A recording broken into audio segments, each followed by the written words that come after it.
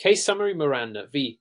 Arizona, 1966, is a landmark decision by the United States Supreme Court which established the requirement for police to inform suspects of their rights before questioning them.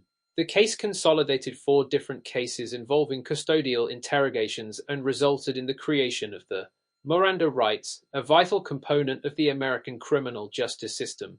Background facts: in the case of Miranda v. Arizona, the defendant, Ernesto Miranda, was arrested on March 13, 1963, in Phoenix, Arizona, on charges of kidnapping and rape.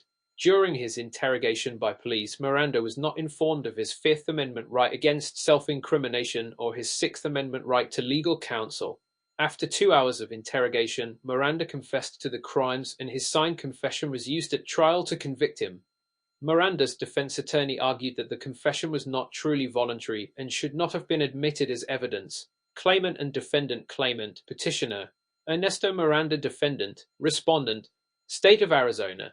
Arguments in the case: the central argument in Miranda v. Arizona was whether the police must inform a suspect of their rights to remain silent and to have an attorney present during interrogations.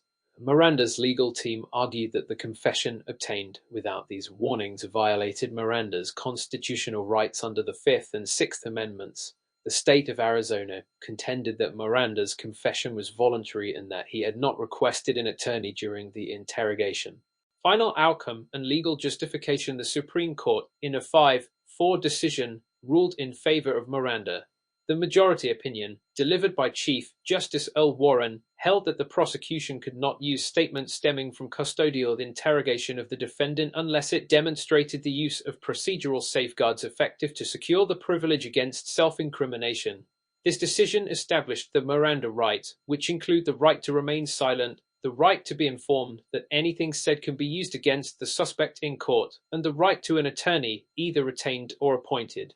The court's justification was rooted in the Fifth Amendment's protection against self-incrimination and the Sixth Amendment's guarantee of the right to counsel.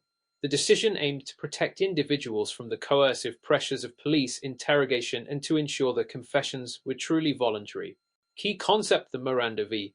Arizona case significantly impacts the criminal justice system by establishing the requirement for police to inform suspects of their rights, now known as a Miranda rights.